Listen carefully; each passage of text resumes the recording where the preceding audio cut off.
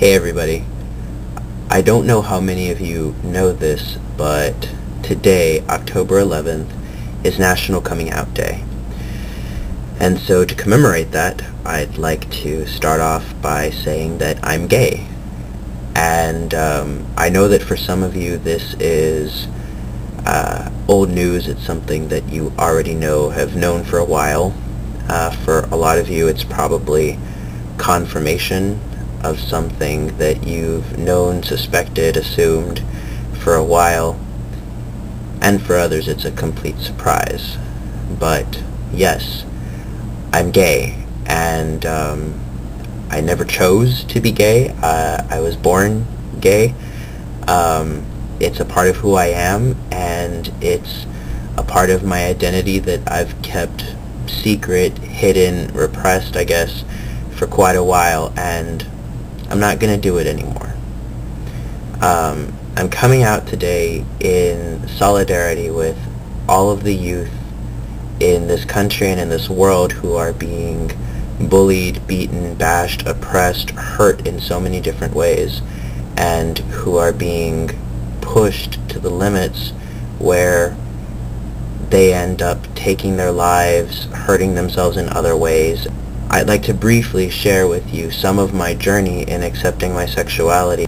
I grew up in a very conservative Catholic family, very tight-knit, with a father who admittedly was very prejudiced in some ways and homophobic.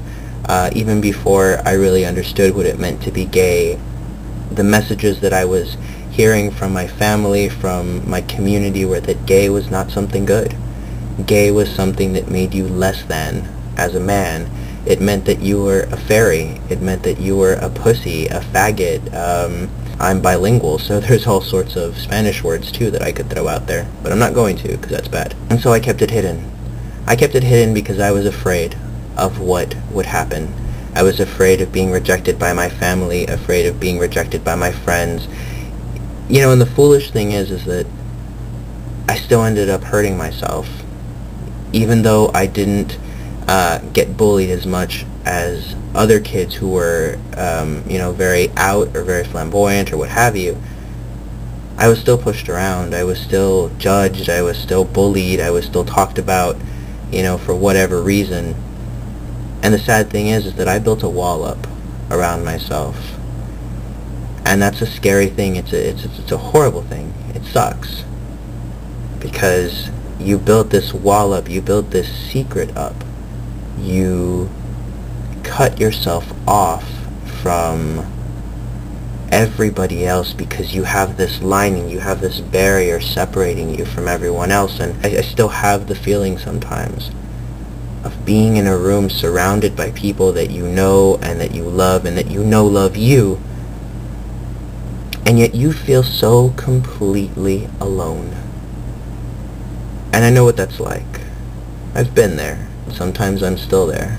And so throughout my childhood, throughout my adolescence, I kept myself from being honest, from acknowledging myself and my identity. I've run the whole gamut of excuses. I tried being straight. That didn't work. I tried being bi. I tried telling myself that if I were to look at guys, it was okay, as long as I also looked at girls. I tried to be asexual. I think there was a point in my life where I just said, screw it. If I just don't acknowledge a sexuality, then I can't be gay, right? So I would tell people that, I was too busy with school to worry about relationships, or I was too busy with friendships to really have a relationship. And all of those things, they don't work because you know what you want, you know who you want. Anything else is just a lie. I've been there. I've hidden. I've been afraid, and I'm not going to anymore. I'm here to say that I'm gay, and that's all there is to it. It doesn't make me a pansy. It doesn't make me a woman. My gender identity is as a man. I am a man. I don't want to wear a dress. I don't want to be one of the girls. I don't want to braid your hair or paint your nails or anything like that. I may be gay, but I can't dance. and I have no fashion sense, so not all stereotypes are true, just like how I'm Mexican American and I can't garden. And no straight guys, just because you're a dude does not mean I want to do you. So keep that in mind. I have standards.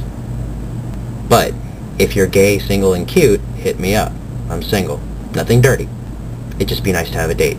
Did I really just say that on YouTube? It's a little classless, isn't it? Whatever. Anyway, so why am I doing this? It's not for the attention. It's not, I promise. It's because I'm afraid. You know, I've held this secret, even though many people assumed or suspected. I've kept myself for 28 years from acknowledging it publicly because I'm afraid. I'm afraid of what you're going to think because I want you to like me and I want you to accept me and I want you to love me. And even though I know that the world is different, a lot of the hatred, you know, it doesn't have a place in this world anymore. It still happens. And so I'm afraid. I'm terrified. But the only way that you're going to get over a fear is by facing it and making it happen. And so I'm making this video. And I'm posting it on YouTube, I'm posting it on Twitter, I'm posting it on Facebook, so that way I can say that, you know what, I had a fear, and I made it happen. And I'm still here. One of the scariest things that I had to do was about 1.5 years ago, I came out to my parents.